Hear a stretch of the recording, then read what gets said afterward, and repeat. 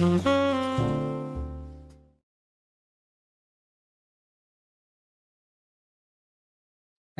shalom buat teman-teman dimanapun saat ini berada. Nah, di dalam konten kali ini saya akan membahas tentang temanya itu bertahan dalam penderitaan. Nah, setelah saya melihat judul yang saya dapatkan ini, temanya ini, kenapa ya kok bertahan dalam penderitaan? Kan biasanya itu bertahan dalam menghadapi masalah gitu ya. Nah, tapi kali ini kok yang saya dapat itu bertahan dalam penderitaan. Nah, setelah saya pikir kenapa, akhirnya saya mendapatkan sebuah pemahaman bahwa kenapa dikatakan bertahan dalam penderitaan. Ketika kita sedang menghadapi sebuah masalah atau problem, itu kita itu cenderung berada dalam posisi yang menderita gitu ya, sesek gitu rasanya. Apalagi kalau menurut kita itu masalahnya itu sangat berat yang rasanya itu mustahil bisa mendapatkan jalan keluar. Nah, makanya itu eh, timbul perasaan rasa nggak enak, rasa nggak nyaman, kehilangan damai sejahtera itu. Karena itu juga yang pernah saya rasakan ketika saya merasa bahwa masalah saya itu sangat-sangat berat.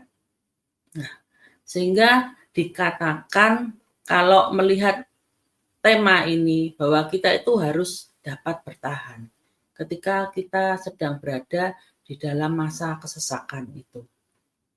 Nah, masalahnya kata-kata bertahan dalam penderitaan ini itu mudah ya untuk diucapkan, tapi sulit untuk dilakukan gitu. Mungkin tidak semua orang merasa kesulitan bertahan dalam penderitaan. Tapi kalau menurut saya, setidaknya itu sekali dalam hidupnya seseorang itu pernah merasakan itu sesek banget gitu ya. Merasakan putus asa, marah, kepingin lari dari keadaan, pingin berontak gitu ya. Dan rasanya itu nggak enak, nggak karuan-karuan wis. Sulit gitu loh untuk bertahan.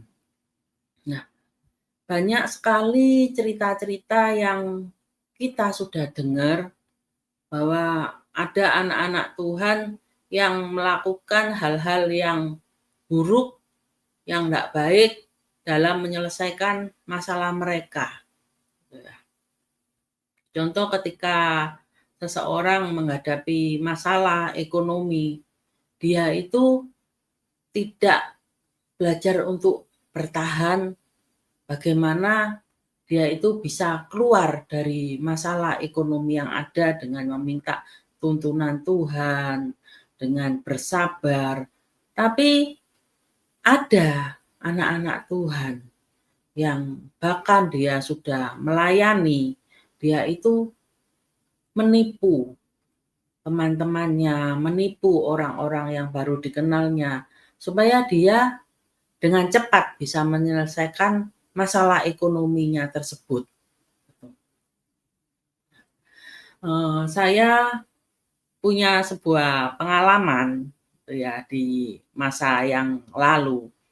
Ketika saya dan suami itu bekerja, katanya itu kami itu bekerja sama gitu ya, mitra kerja. Suami naruh modal gitu ya.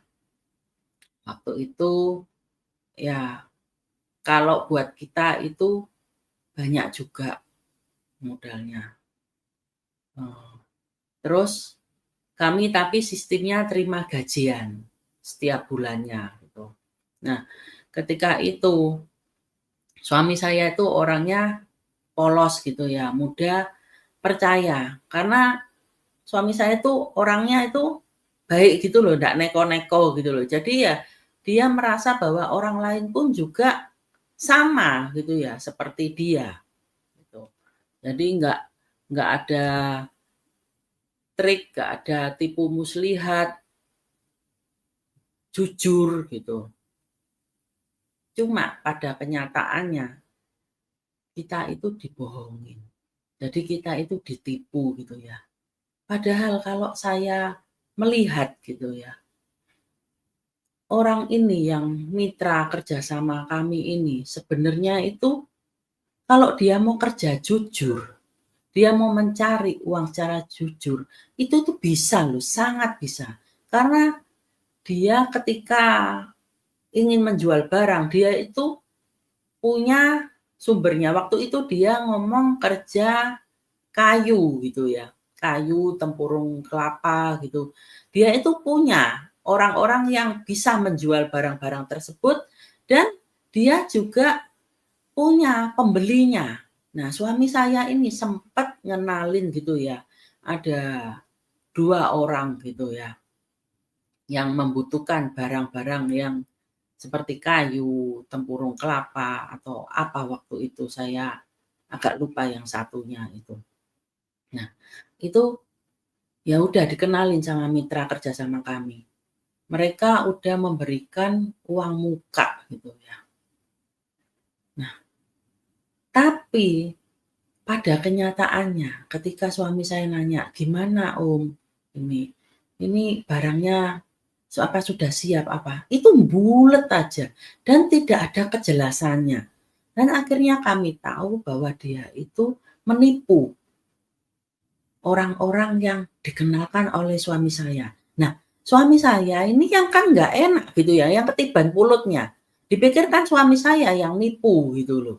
Wong suami saya yang kenalkan, suami saya juga bilang bahwa itu mitra kerjasamanya. Nah, dalam hal ini saya tuh mikir, ada ya orang-orang yang seperti ini itu. Padahal dia kalau mau kerja jujur itu sangat-sangat bisa gitu. Tapi dia itu nggak mau ambil resiko gitu, nggak mau sulit gitu loh, nggak mau berjuang ya. Karena kalau ada sumbernya, ada fasilitasnya gitu, tapi kan juga diperlukan sebuah perjuangan kalau kita bekerja gitu. Nah ini yang dia itu nggak mau, dia mau ambil jalan pintas dengan cara menipu gitu. Dan akhirnya ya uang modal yang ditaruh oleh suami saya itu nggak ada kejelasannya sampai sekarang gitu ya. Ya sudah bablas angin nih. Nah, di situ kami itu belajar dari pengalaman. Oh, ternyata ada ya orang-orang model seperti ini itu. Nah, orang-orang yang mengambil jalan pintas gitu ya untuk keluar dari masalah. Juga ada contoh yang lain, eee, pasangan yang bermasalah gitu ya, suami istri ketika menghadapi masalah dalam rumah tangganya, banyak pertengkaran demi pertengkaran, mereka tidak berusaha untuk bertahan, untuk gimana caranya supaya bisa terselesaikan masalah rumah tangganya dengan baik. Juga mereka itu memutuskan dengan cepat ya, dengan hati yang panas. Akhirnya diambillah solusi untuk bercerai. Padahal kita tahu kalau 2 sudah menjadi satu itu tidak boleh diceraikan. Tapi ya masih ada juga anak-anak Tuhan yang mengambil jalan tersebut. Sehingga ketika pasutri ini mengambil jalan keluar tersebut dan mereka juga sudah mempunyai anak, ya anak-anaklah yang jadi korban di situ. Saya sendiri juga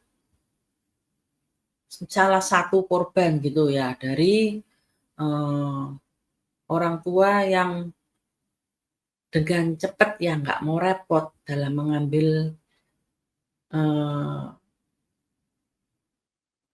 solusi gitu ya.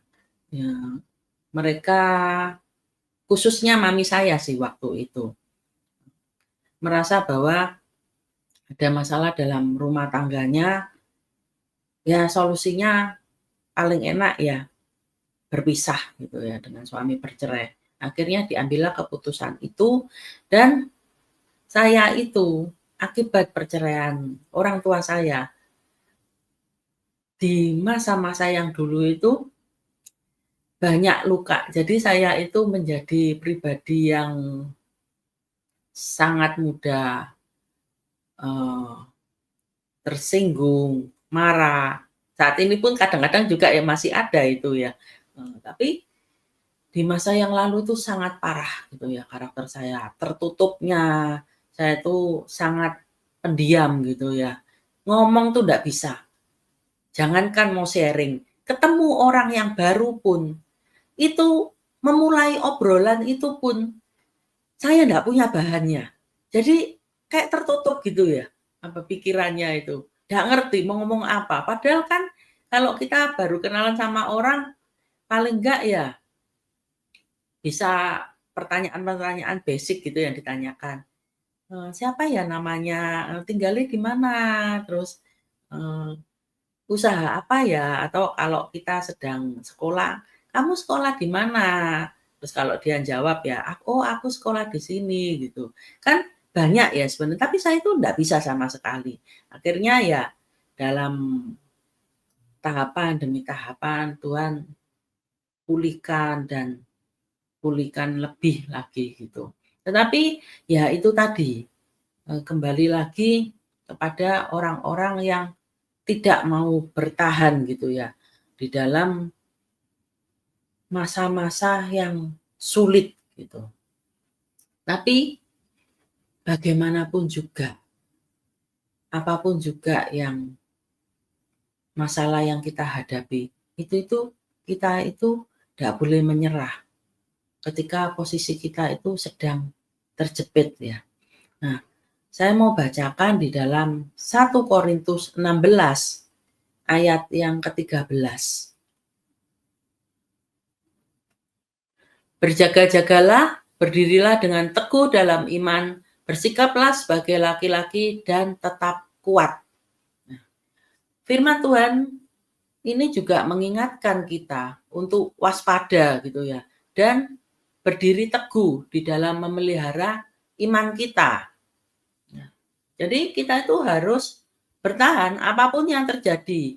Nah, untuk bertahan ini, itu juga memerlukan sebuah perjuangan.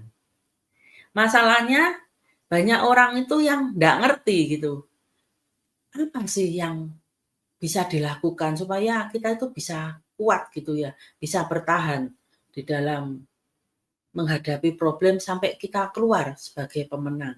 Nah, ini ada beberapa langkah yang bisa kita lakukan, eee, tapi dalam sesi ini saya akan membahas langkah pertama ya, supaya kita itu bisa bertahan di dalam penderitaan. Yaitu yang pertama, ini yang pokok, kita itu harus memiliki keberanian untuk menghadapi masalah yang sedang kita hadapi. Karena tanpa sebuah keberanian, kita itu akan kesulitan untuk bertahan dan keluar dari masalah kita.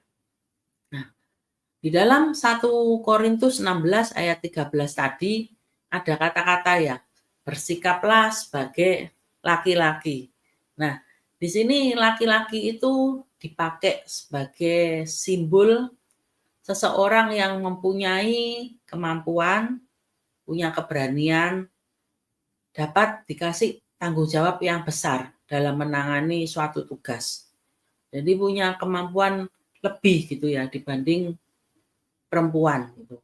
Makanya dikatakan, eee, itu bersikaplah sebagai laki-laki.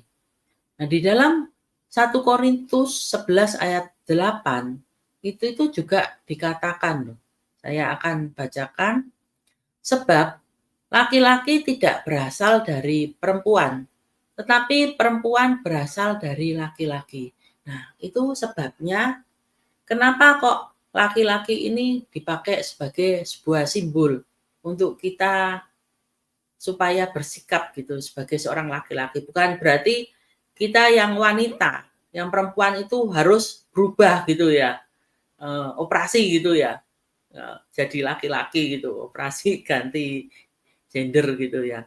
Tetapi sikapnya gitu ya, eee, karakter pemberaninya, kemampuan dari seorang laki-laki itu yang harus kita adopsi gitu ya. Nah, jadi buat para pria, nah ini saya tujukan buat para pria, eee, para pria itu seharusnya adalah seorang laki-laki yang hebat gitu ya, lebih kuat dari seorang wanita. Nah, jadi sadari destiny saudara sebagai seseorang yang tangguh gitu ya. Saya kadang ada melihat seorang laki-laki yang merasa lemah gitu ya, merasa ndak bisa berbuat apa-apa. Tetapi ini loh, ada ayatnya dikatakan bahwa laki-laki ini dipakai sebagai sebuah simbol, simbol keberhasilan gitu ya. Nah, juga dikatakan laki-laki ini nggak berasal dari wanita. Jadi jangan kalah dengan wanita yang tangguh. Allah menciptakan yang pertama itu Adam, di mana Adam ini adalah seorang pria. Juga saudara cermati gitu ya, 12 murid inti Tuhan Yesus itu semuanya itu laki-laki loh. Nggak ada yang wanita satupun itu. Pengikut Tuhan Yesus itu ada yang wanita, tetapi yang inti itu yang dipanggil itu laki-laki. Jadi betapa luar biasanya sebenarnya laki-laki ini dipandang oleh Tuhan, gitu ya. Dianggap bisa gitu ya. Kalau menyebarkan Injil itu kan banyak medan yang sulit, terus nanti ada penolakan-penolakan dari orang-orang yang diberitakan Injil oleh Yesus. Nah, itulah kenapa Yesus itu juga memilih murid-muridnya itu dari seorang laki-laki gitu ya. Yesus itu apakah anti wanita? Enggak, Yesus itu enggak anti wanita, tapi Yesus itu bisa menempatkan posisi yang pas gitu ya, yang pria itu dalam hal yang apa gitu, di dalam posisi melayani, mengikut Yesus, yang wanita itu di dalam posisi yang mana gitu ya. Yang selalu berada bersama-sama dengan Yesus itu adalah seorang pria, murid-muridnya itu. Nah, yang wanita itu kadang ada yang mengikut Yesus, tapi kadang mereka tidak ada di tempat Yesus melayani orang-orang dalam memberitakan Injil. Oh ya. Nah, jadi pemimpin-pemimpin juga itu raja-raja yang ditunjuk oleh Tuhan. Itu pada zaman dulu itu juga adalah seorang pria gitu ya. Nah, di sini saya itu diingatkan tentang Gideon. Nah, Gideon ini ceritanya itu dipilih oleh Tuhan untuk menyelamatkan orang Israel dari bangsa Midian. Nah, Tuhan mengutus malaikatnya untuk berbicara kepada Gideon. Nah, saya akan bacakan ya di dalam Hakim-Hakim 6 ayat 12 sampai 23. Ayat 12, malaikat Tuhan menampakkan diri kepadanya dan berfirman kepadanya demikian. Tuhan menyertai engkau, ya pahlawan yang gagah berani. Jawab Gideon kepadanya, ah Tuanku, Jika Tuhan menyertai kami, mengapa semuanya ini menimpa kami? Di manakah segala perbuatan-perbuatannya yang ajaib yang diceritakan oleh nenek moyang kami kepada kami? Ketika mereka berkata, bukankah Tuhan telah menuntun kita keluar dari Mesir? Tetapi sekarang Tuhan membuang kami dan menyerahkan kami ke dalam cengkeraman orang Midian. Lalu berpalinglah Tuhan kepadanya dan berfirman, pergilah dengan kekuatanmu ini dan selamatkanlah orang Israel dari cengkeraman orang Midian. Bukankah aku mengutus engkau? Tetapi jawabnya kepadanya, ah Tuhanku, dengan apakah akan kuselamatkan orang Israel? Ketahuilah, kaumku adalah yang paling kecil di antara suku Manasye, dan aku pun seorang yang paling muda di antara kaum keluargaku. Berfirmanlah Tuhan kepadanya, tetapi akulah yang menyertai engkau. Sebab itu, engkau akan memukul kalah orang Midian itu sampai habis. Ayat yang ke-17, maka jawabnya kepadanya, jika sekiranya aku mendapat kasih karunia di matamu, maka berikanlah kepadaku tanda bahwa engkau sendirilah yang berfirman kepadaku. Janganlah kiranya pergi dari sini sampai aku datang kepadamu membawa persembahanku dan meletakkannya di hadapanmu. Firman-Nya, aku akan tinggal sampai engkau kembali. Masuklah Gideon ke dalam, lalu mengolah seekor anak kambing dan roti yang tidak beragi dari seeva tepung. Ditaruhnya daging itu ke dalam bakul dan kuahnya ke dalam periuk. Dibawanya itu kepadanya ke bawah pohon tarbantin, lalu disuguhkannya. Ayat 20, berfirmanlah malaikat Allah kepadanya, ambillah daging dan roti yang tidak beragi itu, letakkanlah ke atas batu ini dan curahkanlah kuahnya. Maka diperbuatnya demikian.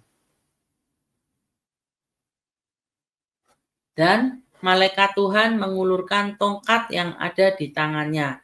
Dengan ujungnya disinggungnya daging dan roti itu. Maka timbullah api dari batu itu dan memakan habis daging dan roti itu. Kemudian hilanglah malaikat Tuhan dari pandangannya.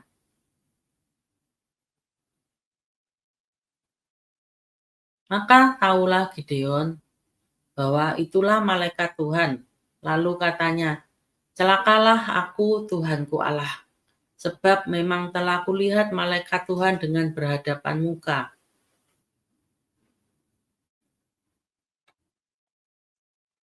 Ayat yang ke-23, tetapi berfirmanlah Tuhan kepadanya, selamatlah engkau, jangan takut, engkau tidak akan mati. Nah, kita lihat di dalam ayat yang ke-12 tadi itu dikatakan bahwa malaikat Tuhan itu menampakkan diri ya kepada Gideon dan berfirman, Tuhan menyertai engkau ya pahlawan yang gagah berani. Nah, di sini Tuhan melihat Gideon itu sebagai seseorang yang perkasa gitu ya. Tetapi Gideon itu di dalam ayat yang berikutnya, dia itu nggak nangkep gitu ya, kata-kata dari malaikat Tuhan itu, bahwa dia adalah seorang pahlawan yang gagah berani. Dia itu malah beralih ke topik yang lain gitu ya. Dia malah ngomong gitu, di ayat yang ke-13 itu, ah Tuanku, jika Tuhan menyertai kami, mengapakah semuanya ini menimpa kami? Di mana segala perbuatan-perbuatannya yang ajaib yang diceritakan oleh nenek moyang kami kepada kami. Nah, Gideon ini tidak meresponi perkataan yang, eee, salam pembuka gitu ya, "Hai pahlawan yang gagah berani," gitu ya. Dia malah fokusnya itu, "Loh Tuhan, kalau Engkau menyertai kami itu, keadaan kami ini ndak akan seperti ini loh." Dia malah komplain, malah, istilahnya itu terhadap Tuhannya itu, eee, protes, "Kenapa kok kejadian yang buruk kalau Tuhan itu memang ada, kalau Tuhan itu menyertai orang-orang Israel." Nah, tapi Tuhan itu nggak tanggepin kata-kata Gideon. Tuhan itu cuma ngomong gitu ya, "Pergi dengan kekuatanmu dan selamatkan orang Israel dari cengkraman orang Midian." Nah, Tuhan sekali lagi mengatakan, "Pergi dengan kekuatanmu." Nah, di situ baru Gideon ini meresponi dengan ngomong, "Ah Tuhan, aku ini, kaumku ini yang paling kecil loh di antara suku-suku Israel itu. Dan aku ini yang paling muda." Jadi Gideon ini memandang, kaumnya itu yang paling minus ya di antara semua suku-suku Israel, dan dia juga memandang dirinya itu juga minus karena dirinya masih muda. Padahal usia muda itu tidak menjamin seseorang itu kalah daripada seseorang yang lebih tua gitu ya. Banyak buktinya gitu ya. Saat ini juga kita lihat gitu di berita-berita, ada anak-anak muda yang sudah sukses gitu ya, merintis karirnya gitu ya. Bahkan masih belasan tahun, dia itu uangnya udah sangat banyak, udah punya pesawat pribadi juga. Nah, di sini kan terbukti ya, bahwa usia muda itu bukan suatu halangan untuk kita itu bisa lebih sukses, bisa lebih berhasil. Tetapi Gideon di sini merasa bahwa dia itu dalam kondisi yang minus gitu ya, minus-minus gitu ya. Nah, nggak, tapi kalau kita di dalam Tuhan, yang minus itu bisa dibuat jadi plus. Betul apa betul ya? Jawabannya nggak ada yang betul apa salah, betul apa betul ya, karena jawabannya ya pasti betul gitu ya. Ketika kita bersama Tuhan, itu kita itu menjadi plus gitu ya, bukan minus. Nah, Tuhan melihat Gideon ini adalah seseorang yang gagah berani gitu ya. Dia punya modal, sesuatu yang tidak disadari oleh Gideon, bahwa dia itu mempunyai sebuah keberanian di dalam dirinya, apalagi kalau ada penyertaan Tuhan di dalamnya. Nah, tetapi Tuhan itu bilang, menegaskan sekali lagi kepada Gideon, "Tetapi akulah yang menyertai engkau." Ketika Gideon mengatakan bahwa, "Aku ini yang paling kecil loh, kaumku itu juga paling kecil." Tapi Tuhan itu mau membuka pikiran Gideon, "Aku loh yang menyertai kamu. Jadi kamu itu bisa mengalahkan orang-orang Midian." Nah, di sini kadang sesuatu yang sering kita lakukan ya, ketika kita merasa nggak pede gitu ya di dalam melakukan sesuatu, diberikan tugas, kita itu akan meminta sebuah tanda. Sama juga dengan Gideon ini, di mana dia itu meminta sebuah tanda. Dia ngomong, "Kalau aku dapat kasih karunia di matamu Tuhan, beri aku ini tanda bahwa Tuhan sendiri yang berfirman kepadaku." Nah, dia bilang, jangan kiranya pergi dari sini, aku kasih persembahan dulu. Aku mau mengolah persembahan dulu membawanya. Nah, di situ dikatakan bahwa Tuhan berfirman, "Aku akan tinggal sampai Gideon kembali membawa persembahannya." Nah, di situ di ayat yang ke-19 itu dikatakan bahwa Gideon masuk ke dalam, dia mengolah seekor anak kambing dan roti yang tidak beragi dari seeva tepung. Ditaruh dalam bakul kemudian disuguhkan itu ya, di bawah pohon tarbantin itu. Nah, di situ dijelaskan bahwa malaikat Tuhan itu mengulurkan tongkat yang ada di tangannya dan disinggungnya itu persembahan dari Gideon dan api muncul memakan habis daging dan roti itu sebagai tanda bahwa Tuhan itu menerima persembahan dari Gideon sebagai tanda bahwa benar-benar Tuhan yang mengutus malaikat Tuhan itu untuk berkata, untuk memberikan tugas kepada Gideon menyelamatkan bangsa Israel. Sehingga Gideon mulai melangkah, dia mulai ambil posisi gitu ya. Dia ketika disuruh merubuhkan mezbah Baal kepunyaan ayahnya, itu dia melakukan. Ya meskipun masih ada sedikit ketakutan karena dia melakukannya itu di malam hari ya. Gitu. Karena takut gitu ketahuan kalau di siang hari itu. Nah, tetapi di sini saya mau katakan bahwa sebuah keberanian itu juga harus dipupuk terus-menerus gitu ya. Sekalipun Tuhan itu sudah memberikan tanda kepada Gideon gitu ya, bahwa dia loh yang mengutus Gideon ini untuk menyelamatkan orang Israel. Tapi lagi-lagi dikatakan di dalam Hakim-Hakim 6 ayat 37 sampai 40 itu Gideon itu masih meminta tanda sekali lagi kepada Tuhan gitu ya. Dia nggak yakin. Mungkin setelah berjalannya waktu dia melihat situasi keadaan di sekelilingnya, dia itu ragu gitu ya.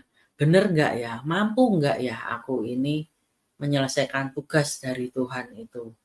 Nah, saya akan bacakan di dalam Hakim-Hakim 6 ayat 37 sampai 40 ya. Oh ya, mulai ayat 36 ya. Mulai ayat yang 36 betul.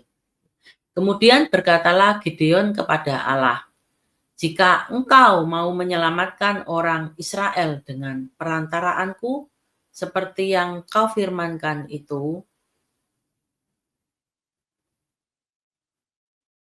maka aku membentangkan guntingan bulu domba di tempat pengirikan.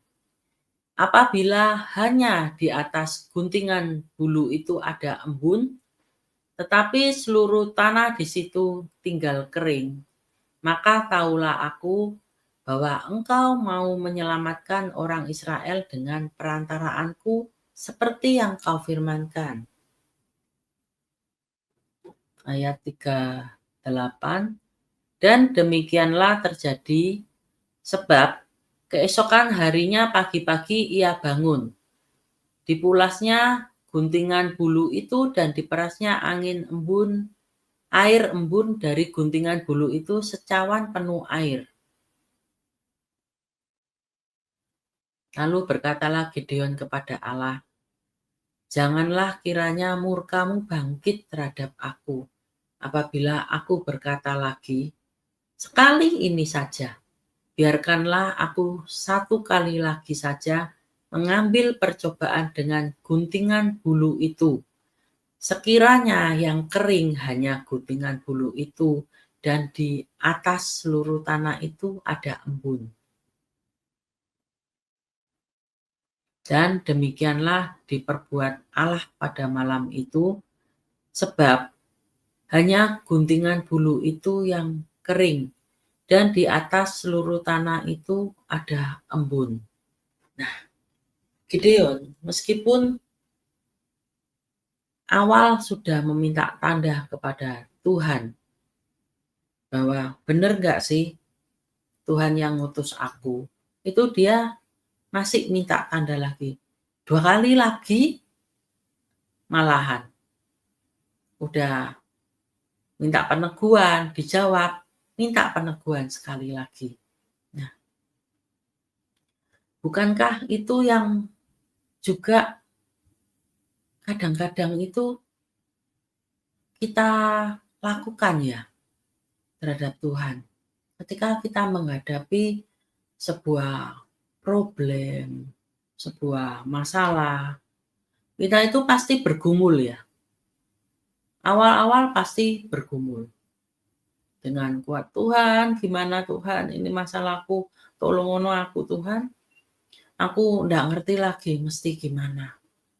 Sudah rasanya itu ndak ada jalan keluar Tuhan."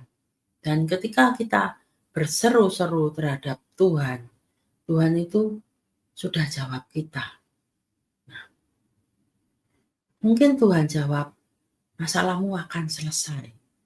Nah, tetapi selesai menurut Tuhan itu, waktunya itu ndak sama kadang itu dengan yang menurut prediksi kita, dengan yang ada di dalam pikiran kita. Kalau kita maunya itu kan dengan cepat gitu ya, masalah yang kita hadapi itu selesai. Nah, tapi kadang Tuhan itu mau bentuk kita loh, di dalam kita menghadapi sebuah masalah. Kenapa kok rasanya itu ndak kunjung selesai? Ada karakter-karakter yang mau Tuhan bentuk. Mungkin Tuhan mau meng-upgrade iman kita terhadap Tuhan. Mungkin Tuhan ingin karakter kita yang nggak sabaran di dalam menunggu itu berubah gitu ya, menjadi seseorang yang sabar menanti waktunya Tuhan. Mungkin juga kita itu yang sering gerusa-gerusu gitu ya, di dalam menyelesaikan masalah. Tuhan mau kita itu duduk diam, tinggal tenang, dan menantikan tuntunan Tuhan. Arahannya mesti gimana. Dan kita bisa melihat bahwa Tuhan tuh menuntun step by step gitu ya. Mungkin seseorang yang mempunyai hutang dalam jumlah yang besar, itu tidak serta-merta itu diselesaikan oleh Tuhan seketika itu juga. Tapi step by step. Gitu ya. Karena ya ada sesuatu pasti rencana Tuhan. Jika Tuhan itu menurut kita itu seakan-akan mengulur-ngulur waktu gitu ya. Untuk menyelesaikan apa yang menjadi beban kita. Nah, di sini kita juga boleh sih umpamanya meminta peneguhan sama Tuhan, minta tanda lagi, "Tuhan, kok Tuhan ngomong aku seperti ini ya, berfirman seperti ABCD ya, tapi kok nggak kunjung tiba ya Tuhan, tapi kok keadaannya semakin buruk rasanya ya Tuhan. Tolong po Tuhan aku kasih peneguhan lagi, kasih tanda lagi. Bener nggak itu engkau yang ngomong?" Itu boleh, tapi jangan keterusan gitu ya. Karena kadang Tuhan itu bisa marah dengan ketidakpercayaan kita. Gitu ya. Nah, di sini saya itu belajar di dalam menghadapi sebuah masalah. Kalau zaman dulu gitu ya, saya menghadapi sebuah problem, itu saya tuh nggak bisa berpikir apa-apa gitu ya. Jadi kalau contoh ya, misal kalau dalam pekerjaan gitu ya, tiba-tiba mendapatkan kabar gini, saya mengirim produk gitu ya, tiba-tiba mendapat kabar produknya ditolak karena tidak sesuai dengan, kriteria gitu ya. Nah itu tuh, saya itu sudah pikirannya itu kacau.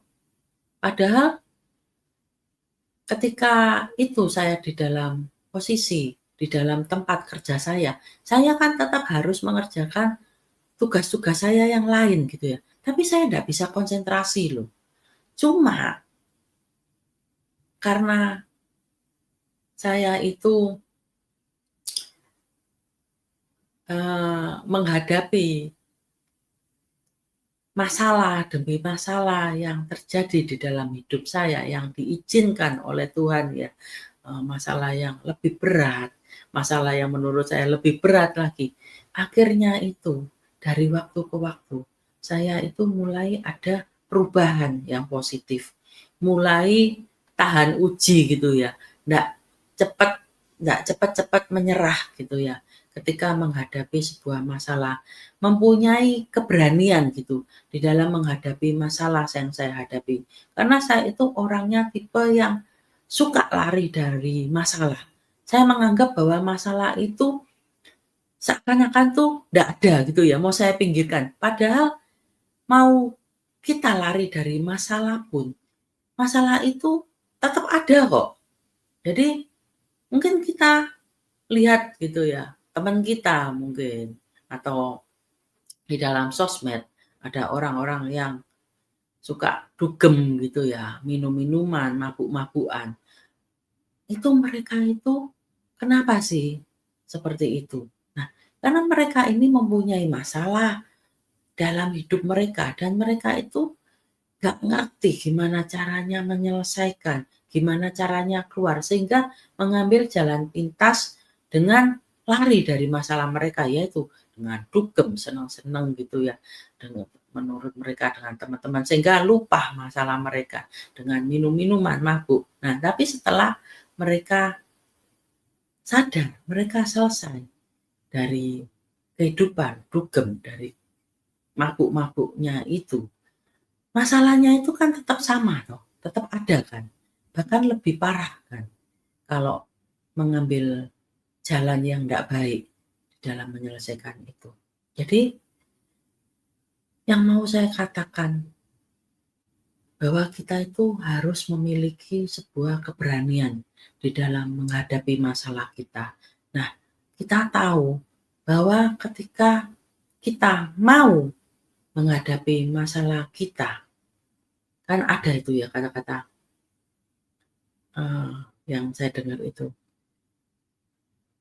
berjalan, eee, di tengah badai. Jadi harus tetap berjalan terus, meskipun ada badai, ya tetap kita itu jalan, kita harus melewatinya, berusaha melewatinya bersama dengan Tuhan tentunya.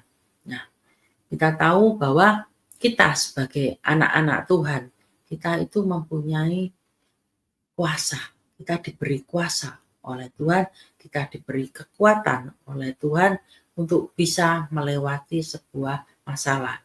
Seperti contoh Gideon tadi, bahwa dia seseorang yang merasa tidak mampu, tidak kuat, tetapi bersama dengan Tuhan.